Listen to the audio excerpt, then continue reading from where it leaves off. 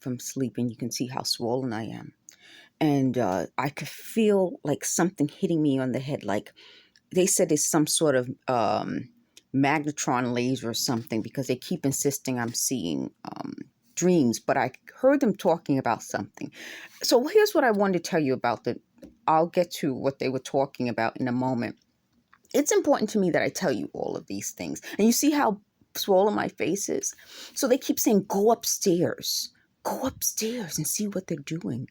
Go next door and see what they're doing. Go to the person down the hall because they're trying to get me in trouble. Because if I go upstairs and knock on the door of the people harassing me, they know that that would be a confrontation. That's my whole point. So something they said, their suggested topic was how people are always correcting me. That isn't true. No one would hire someone and then ask that person to coach. I have been asked to coach when I was at the New York Botanical Garden. It started out to be 9X, then it merged and then became Bell Atlantic, then it merged again and became Verizon. And I was asked to coach. I was asked to coach at Saks, Fifth Avenue, Citibank, Bloomingdale's, and Lacoste. And they said, well, wasn't it your idea? No, it wasn't my idea to coach. It was, they asked me to because I have the experience and the ability to. So suddenly I'm the person who everyone's correcting. It doesn't make any sense.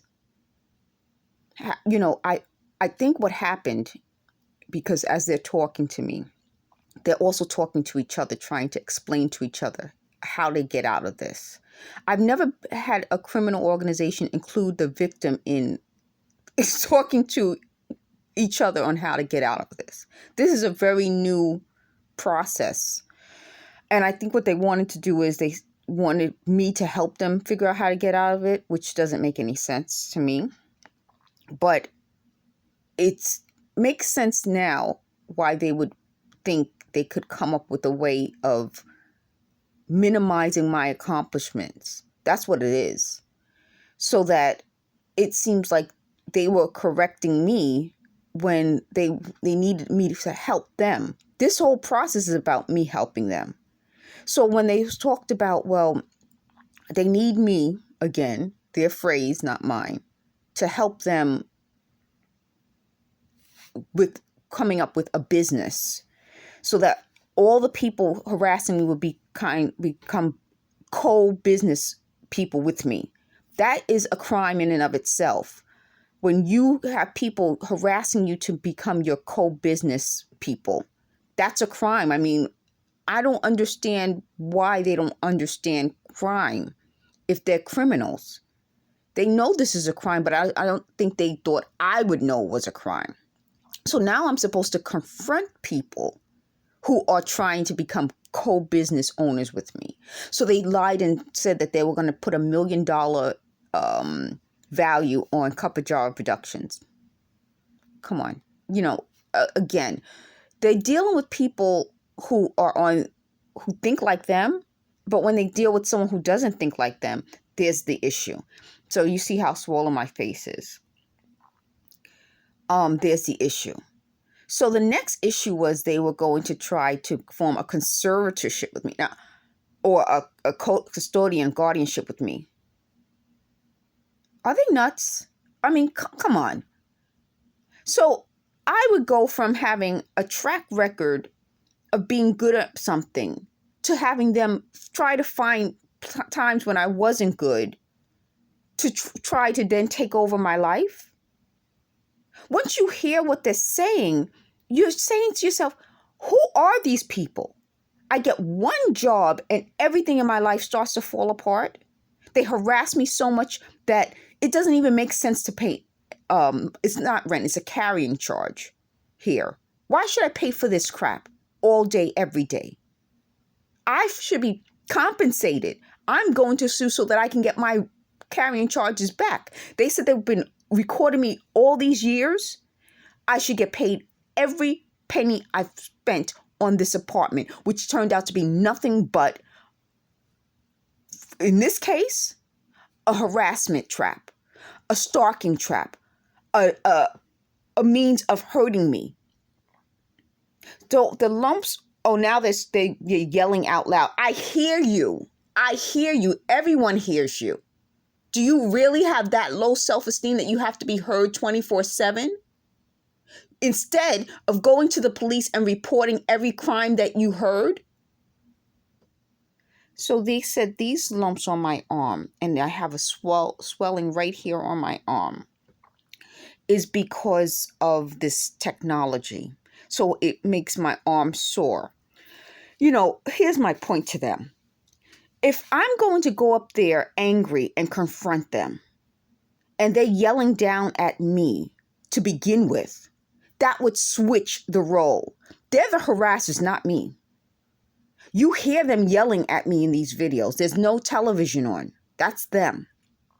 So they expect me then to take myself upstairs, confront the people yelling at me. They're the criminals, not me. That will turn it on its head. Well, the police would say, well, what did you go up there for if you know that that's my point. Some of this has to do with the mindset of the people involved in this. And that's part of why I don't associate with these folks. They're absolute criminals who think I'm too stupid and haven't lived long enough to know the truth.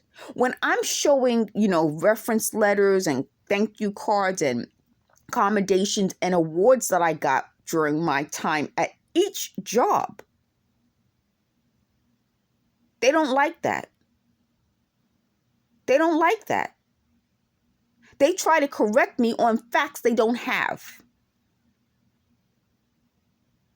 So anyway, that would be how they would get me. Because just like that person just yelled a lie, who I never met this person. That's another part. Oh, this is the biggest part. I got to title this. I never met these people. That's how they would twist it on me. You don't know me. You're hearing facts from someone who tried to rape, kidnap, and murder people. You're not hearing facts from the source. And every time they watch these videos, they said, oh my goodness, this is so horrible. Yeah, because the truth hurts them. The last thing I want to talk about before I end this video and upload, I'll probably do another video later, is I met a good-looking guy in 2016. And we had a great conversation. Suddenly, afterwards, they said he was involved in all of this, and when things started to happen, because they said he was associated in some way with this whole thing. And there's the issue. The issue is that there seems to be an association, I'll call it the association, of people who wanted to get away with the crime of hurting me. And they associated themselves with people who they probably shouldn't have associated themselves, like sociopaths, liars, schemers, people I don't know. So I don't know these people. They make it sound like I know these folks. I don't know these neighbors. They move in and then they move away like this. They lied on the neighbor that was next door and said she had a problem with me. Not only did she not have a problem with me, but before she passed away, and they said it was mysterious, we spoke to each other. And she spoke to me like a regular person, which is why I find it hard that she was involved. I don't know her involvement.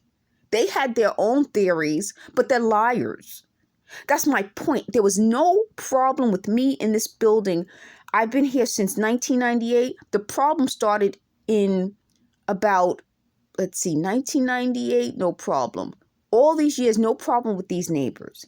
One day I came out of my apartment. It could have been in 2013, 2014. And someone down the hall who had recently moved in had her cell phone out. Oh, they're going to try to cut me off because I'm telling you. Had a cell phone out and tried to record me go into the trash room. And I looked at her like, why are you doing that? That's the first time she tried it. The second time I came out my apartment door, she opened the door and had the cell phone out again.